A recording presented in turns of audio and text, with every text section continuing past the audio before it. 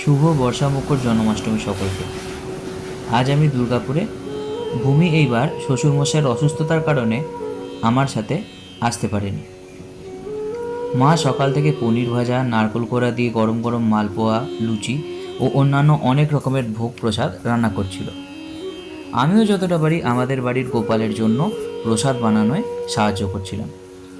আমাদের বাড়ির গোপালকে কিন্তু বাপিই পুজো করে ও ভোগ নিবেদন করে, সেই ছোট্টবেলা থেকে দেখে আসছি।